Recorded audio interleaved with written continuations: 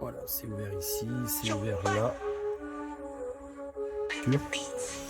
Vous avez donc l'ouverture en grand qui est bloquée. Là, vous avez aussi ici le coussin qu'on pose par terre. Donc, voilà, ça on s'en fiche. Ça c'est ce qui reste. Bonjour à tous. Alors cette fois-ci, je vous fais la présentation du van intérieur.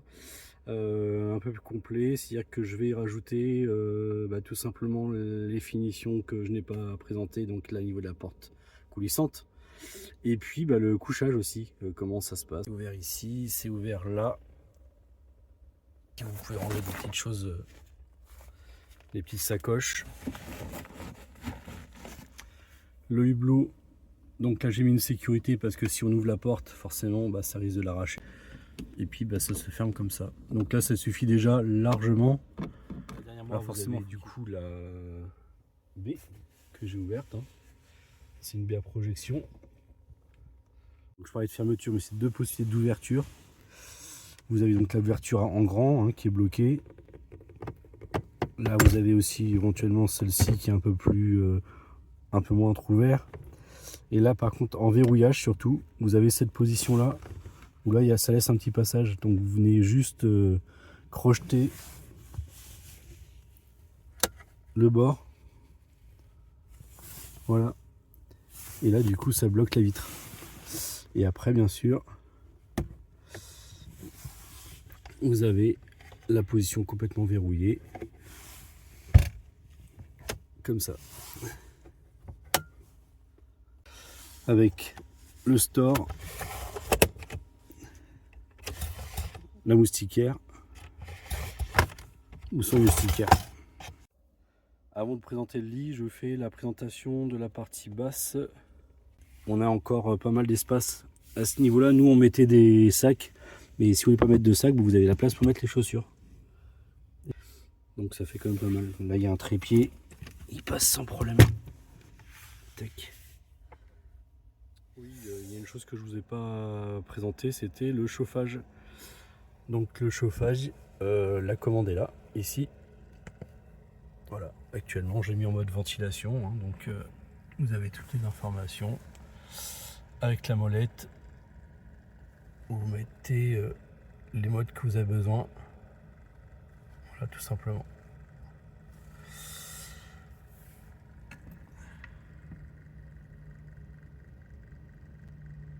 Voilà.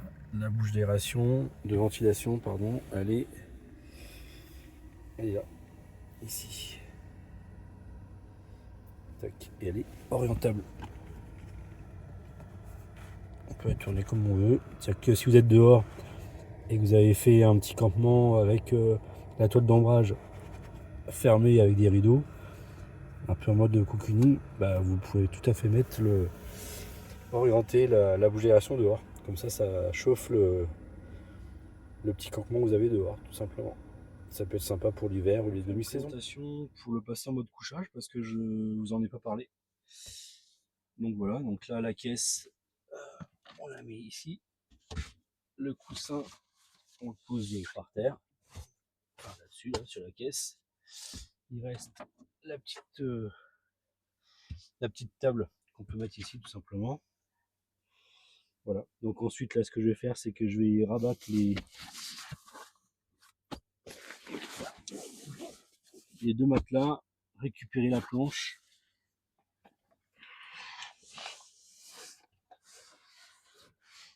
Hop. Donc la planche elle est en deux parties, elle est articulée. Voilà, ça faut juste faire attention de bien le mettre correctement, le matelas. Voilà, donc là je vais essayer de vous faire ça un peu en mode de... Là je m'assois sur le chiotte pour être bien confort. Voilà, donc ici il y a un rebord pour le poser, le meuble qui est construit ici à la bonne hauteur. Là c'est pareil, ici j'ai fait de quoi je vais me mettre dedans. Ici il y a un rebord et là-bas aussi de quoi poser.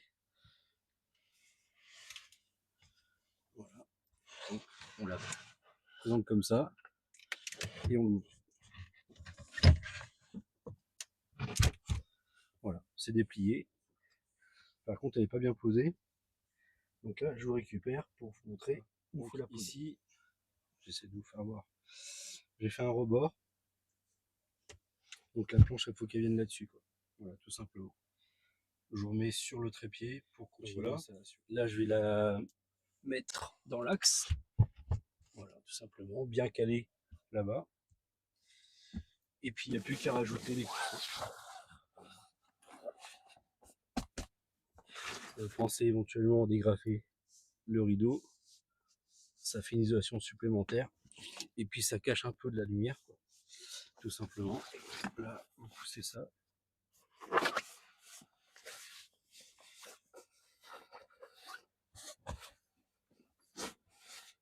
Et ça se met en compression.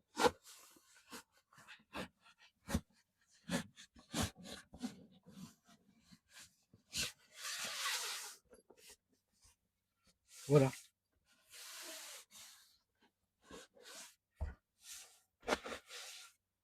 Le lit est fait. Donc ça, c'est facile. Je le fais de l'intérieur, comme vous pouvez le voir. Mais bien sûr, la porte ouverte aussi, ça peut se faire. Alors, des fois, on est deux. Donc, c'est pas un problème, hein. Je vous le recule au maximum, bien sûr. Là, il reste de la place pour que la personne puisse se mettre là, tout simplement. Attraper les affaires. Et puis, plier ou déplier. Que ce soit le matin ou le soir, ça change rien. Voilà. J'ai rajouté des petits boudins. Parce que, au milieu, on peut sentir un petit peu. Et ça, c'est selon la sensibilité de chacun. Les jonctions. Donc, j'ai mis des petits boudins ici pour que ça puisse faire un raccord plus propre, tout simplement. Et là, il y en a un deuxième que j'ai. De toute façon, c'était un truc qui allait sous les portes. Donc, j'ai coupé. Et donc, il y en a qui se met là. Et puis l'autre, éventuellement, je le mets en bout pour relever un petit peu les pieds. Mais ça, après, c'est libre à chacun aussi de savoir ce qu'il veut, comment il veut dormir. Donc là, je te fais la présentation inverse, si tu veux. Pas de problème. Allez, j'enlève ça.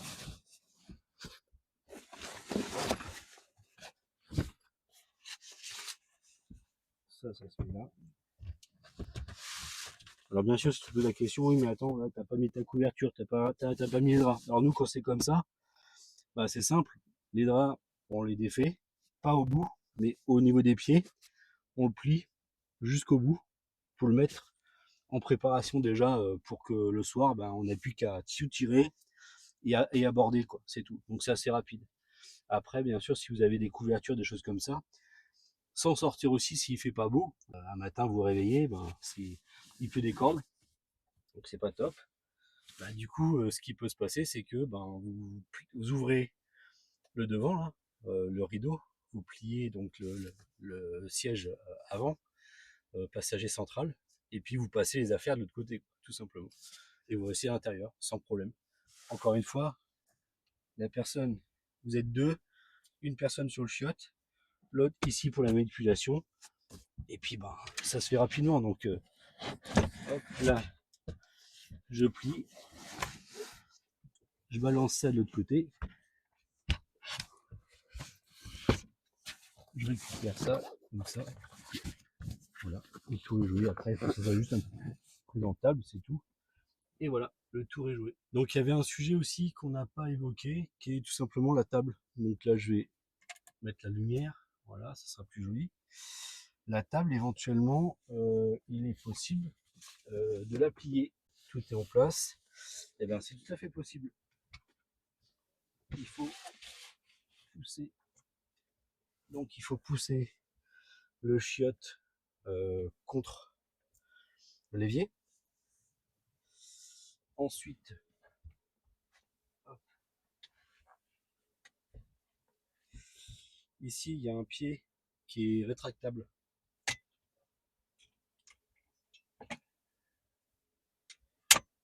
Voilà, vous le pliez.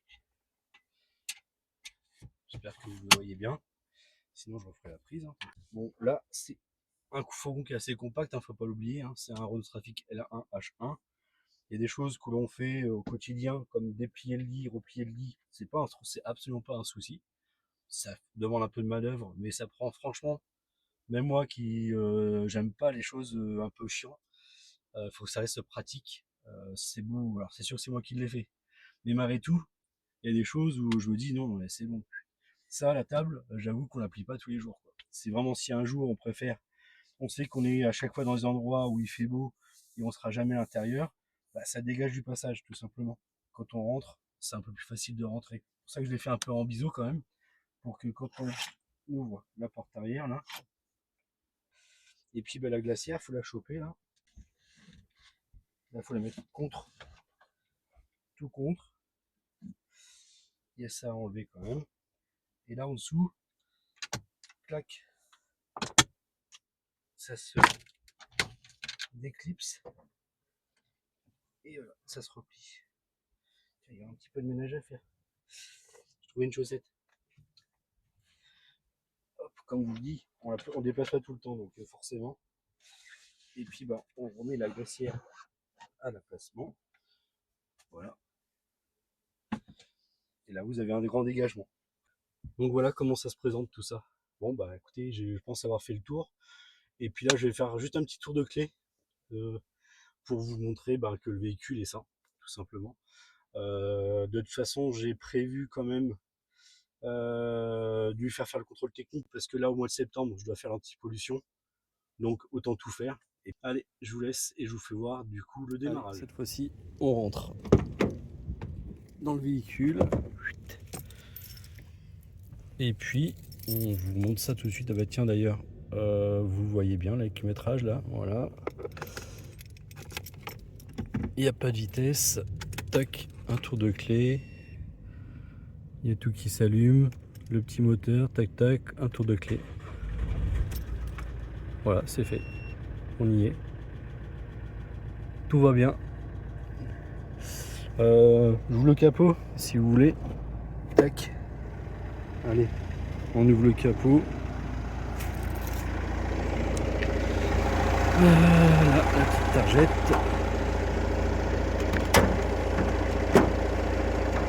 Bon, une c'est plus facile. Hein.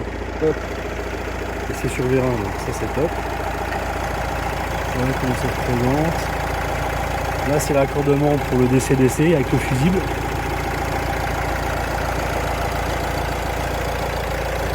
Je présente comme ça, hein. Je sais pas si ça vous apporte quelque chose, mais tout est là.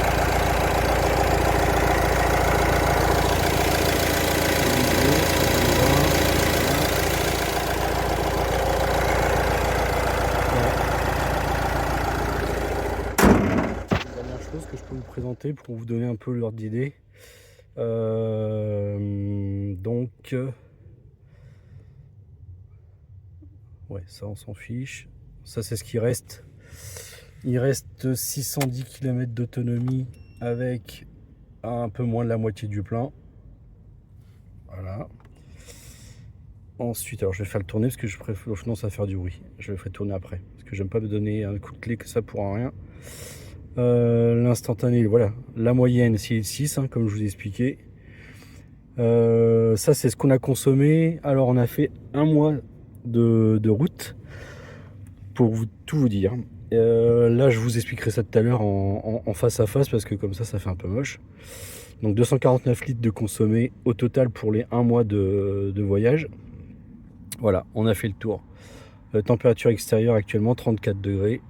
Donc pour vous dire qu'en plein soleil ça chauffe.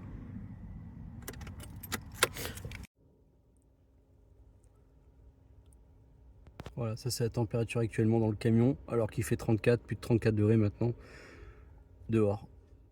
Donc, bon, bah voilà, là je vous fais une dernière présentation. Donc on a parlé tout à l'heure du véhicule, du moteur. Donc vous avez vu que ça fonctionnait très bien. On a fait 249 litres en tout de gasoil pour 1 mois de voyage. Alors c'est pas 1 mois de voyage complet. On est parti, donc nous on est dans l'Essonne. près de Paris, hein, 20 km de Paris, un peu moins, en dessous, au-dessus du côté de Épinay-sous-Sénart, Brunoy, Créteil, je sais pas si vous connaissez un petit peu, il y a Melun un peu plus bas. Bref, donc on a fait la route jusqu'à, dans un premier temps, notre trajet habituel, c'est quand on part sur la Charente, c'est la maison Arnac-la-Poste. Arnac-la-Poste, c'est du côté de Châteauroux, un peu plus bas. C'est un petit village sympa. Alors on est resté là-bas parce qu'on aime bien. Et surtout qu'avant, ben, ce qui est un peu dommage, c'est qu'aujourd'hui c'est plus le cas, c'est qu'avant il y avait une boulangerie où on pouvait du coup déjeuner pour, je crois, 6 euros à deux avec viennoiserie et puis ben, boisson chaude. Donc ce qui est très intéressant. Aujourd'hui c'est plus le cas. Peut-être que ça changera d'ici là. Arnac-la-Poste, c'est un spot, enfin un spot, une aire de camping-car très sympathique. C'est très calme. Le village il y a une petite supérette encore qui est en activité. Donc si vous avez besoin de vous arrêter, Arnac-la-Poste, Arnac, là, et poste un peu plus loin. Donc c'est un peu drôle comme nom de patelin et franchement c'est sympa. Voilà. Donc du coup, on est parti de la maison jusqu'à là-bas, Arnac-la-Poste, ça nous fait à peu près peut-être 300 km, peut-être à peu près 4 heures de route d'ici parce qu'on prend que les nationales, on prend pas l'autoroute, mis à part l'autoroute A20 qui est à partir de Vierzon qu'on fait jusqu'à Arnac là. Et puis ensuite, on a dévié direction l'aéroclub de Coué. Ça, c'est du côté de la Vienne, en dessous de Poitiers. C'était 2 jours de portes ouvertes. C'est des portes ouvertes qui font chaque année. L'aéroclub, donc du coup, bah, présente un peu les différentes activités qu'ils font. Et puis il y avait des choses aussi autres très sympathiques comme des simulateurs de vol. Il y avait un hangar où il y avait des drones, où on pouvait faire le piloter des drones et gagner un petit drone éventuellement.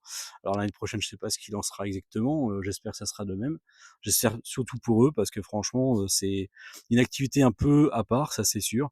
Mais voler, ça a toujours été un peu le rêve de tout homme, de chaque personne. Je vous en parlerai personnellement. J'ai volé un petit peu. Aujourd'hui, je continue pas parce que c'est vrai que bah, j'ai d'autres occupations qui fait que il est clair que si tu voles pas régulièrement, c'est comme tout, hein, la voiture, si tu la prends pas au bout d'un an, bah, il y a forcément un petit temps d'aptitude. Sauf que la voiture, l'avantage de la voiture, c'est que tu es sur un plan 2D, tu vas tourner à droite, à gauche, marche arrière, marche avant, c'est tout ce que tu as à faire. L'altitude, tu t'en fous, quoi. L'avion, on est d'accord, c'est complètement différent. Donc, même si tu fais, allez, 2-3 vols par an, c'est pas terrible, mais tu perds pas tout. Et puis, bah, tu repars avec un instructeur, voilà, pour te mettre en confiance. Et puis, c'est pas un souci. Et puis, c'est reparti, quoi. Donc, bon, de toute façon, le sujet, c'était pas ça. C'est surtout par rapport au trajet des 249 litres qu'on a fait. Donc, on a été à Coué. Après, on est parti direction Cognac chez ma mère pour la récupérer. Le lendemain, on a fait la route jusqu'en Auvergne au Mont d'Or. Là, par contre, le camion n'a pas roulé de toute la semaine. On était du lundi jusqu'au samedi. Donc voilà, on a fait que des marches sur place. Donc voilà le trajet. Après, on a fait l'Auvergne, Cognac pour amener ma mère. Et puis après, Cognac, on est descendu jusqu'à Huesca pour faire un arrêt pour dormir. Et le but c'était de passer une semaine encore sur la partie Espagne, donc rejoindre la belle famille qui va régulièrement sur Peñíscola. C'est un endroit très charmant. Il y a du monde, ça c'est vrai, mais encore ça va, c'est pas non plus la Côte d'Azur où on se marche sur les pieds. Là, ça reste encore, on va dire, à taille humaine, ça reste correct. Les plages sont très très grandes, la côte de Peñíscola est très très grande, donc il y a de quoi étaler sa serviette. Franchement, quand il fait plus de 30 degrés dehors, la mer Méditerranée, bon, ça rafraîchit un petit peu parce qu'il y a des petits courants frais de temps en temps, mais bon, maintenant, franchement, c'est top. C'est une très belle mer, c'est une très belle plage, donc je vous le conseille. Donc voilà, on a été jusqu'à Peñíscola. À Peñíscola, pour vous le situer, vous avez Barcelone, vous descendez encore la côte, c'est du côté du delta de l'Ebre, juste en dessous, avant Valence. Vous avez Barcelone, Valence et Peñíscola au nord. C'est une petite péninsule, une petite avancée dans la mer qui est très sympathique. Et donc du coup, après, on a fait le retour. Peñíscola, on s'est arrêté du coup à Alquezar, que je me trompe pas sur le nom. Donc Alquezar, ce qui est un village qui est implanté sur un petit peu un piton rocheux. Donc C'est très sympathique, pardon, excusez-moi. Donc voilà, c'est à voir. Là, pareil, il a fait assez chaud. On a dormi bord de route avec un petit parking aménagé. Bon, bah voilà, il y a un petit peu de passage. C'est vrai que c'est pas notre spot rêvé. Mais c'était à faire. Voilà, on s'est posé là pour la nuit et puis on a visité le lendemain Alcazar tranquillement. On est reparti prendre la route pour récupérer directement direction Dax, on va dire, ou Pau peut-être, pour aller voir mon pote qui se trouve du côté de Guiche, Bidache. Alors son nom et nom de village exactement, je l'ai plus en tête, mais je crois que c'est Bidache ou un truc comme ça. Bref, excuse-moi d'ailleurs Jérôme si tu me regardes, mais c'est dans ce coin-là. Et donc on a passé la nuit chez lui, très sympa, ça fait du bien de voir les potes. Et puis ensuite on a refait la route le lendemain pour s'arrêter sur Andernos-les-Bains, c'est sur le bassin d'Arcachon, c'est mon petit pays natal. J'y retourne de temps en temps. Un petit village en bord de mer, très sympathique. Il y a de l'animation l'été. Ils font des petits concerts régulièrement, ça reste à voir. Et puis après, forcément, il y a toute la côte à aller voir.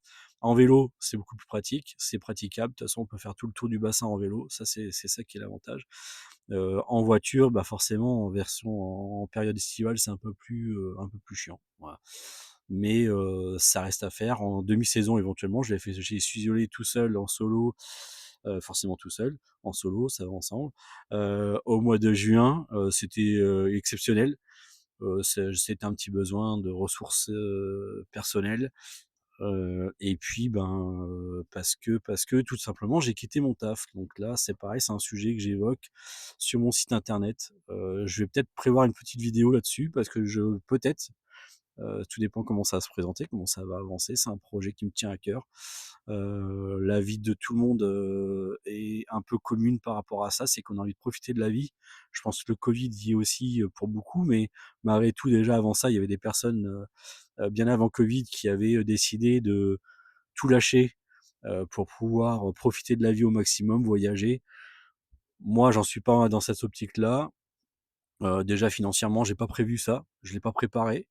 Donc forcément, mais c'est surtout que ben forcément le temps avance, on peut pas le rattraper. Ma vie un peu particulière fait que aujourd'hui c'est maintenant, chaque seconde, chaque heure, chaque jour, chaque semaine et chaque année qui avance, il faut qu'on en profite. Moi quand je serai à la retraite, ça sera trop tard, ou je le ferai tout seul. La vie est ainsi, c'est un choix que j'ai fait. Mais forcément, quand on se retrouve devant la réalité des choses, même si c'était déjà écrit, hein, mais quand on le vit, c'est différent. Donc là, aujourd'hui, il y a eu ce projet fourgon qu'on a aménagé. C'est le premier que j'ai construit, qui me tient à cœur. Je vais m'en séparer, mais parce que, ben, forcément, avec l'âge, on a besoin d'un peu plus de confort. Mais franchement, déjà aujourd'hui, avec ce qu'on avait, bah, on a bien profité, quoi. Voilà, c'était un bon début. Euh, donc voilà. Pour revenir sur le sujet, donc on était sur Andernos, après on est monté sur La Rochelle. La Rochelle Cognac parce que ben il faisait tellement chaud, c'était la canicule, on n'a pas pu dormir dans le camion, donc on est rentré chez ma mère pour le dernier week-end qui restait des vacances. Cognac, Arnac, même pas. On a fait le direct. C'est très rare quand on fait un direct comme ça, 6 heures de route, 7 heures de route, c'est un peu chiant. J'aime pas trop. Surtout qu'on est à 100% sur la nationale. Les autoroutes, on le prend que si vraiment il y a besoin, parce que bah voilà, c'est chiant, ça consomme un peu, et puis bah il y a rien à faire quoi. Alors que quand tu prends les départements et les nationales, franchement, j'ai découvert ça il y a très peu, bah, grâce au camion. Ouais, on loupe plein de choses quoi. Il y a plein de petits villages sympas, il y a des petits cafés à faire vivre, des petits restaurants. Des fois on mange pour que dalle. C'est voilà. Les autoroutes ça coûte une blinde quoi. Par contre, c'est clair que quand tu vas d'un point A à un point B, forcément, c'est rapide, ça c'est sûr. Mais quand tu as le temps, on va pas se leurrer qu'il vaut mieux prendre les nationales et les départementales. Et c'est pas plus dangereux, hein, jusque là franchement. On n'a pas vu de fou de la route, pas plus que sur une autoroute et peut-être moins que sur une autoroute. Les gens sont un peu plus disciplinés sur les départementales et nationales. Après, ça dépend peut-être des régions, j'en sais rien. Mais nous, jusque-là, où on est passé, voilà. Donc, ça nous a fait, je pense, facilement plus de 200 000, 205 000, 205, 2500 kilomètres à peu près au total. Je crois, ça donne ça à peu près. de voyage pour 249 litres de gasoil, consommation moyenne 6 litres 6. Moi, je roule pas comme un fou. Quand il faut rouler à 80, je roule à 80, je roule pas à 50, ça c'est sûr. Mais par contre, je roule pas à 110, quoi. Voilà. Donc voilà, c'était la petite aparté pour clôturer la présentation du van et puis ben booster un peu les envies de vouloir l'acheter. Voilà. Je vous remercie d'avance et puis ben à bientôt peut-être pour un nouveau projet si on arrive à le vendre correctement ou bah sinon on le fera modifier, toit relevable et puis en route pour l'aventure. Merci à vous pardon et puis bah à bientôt.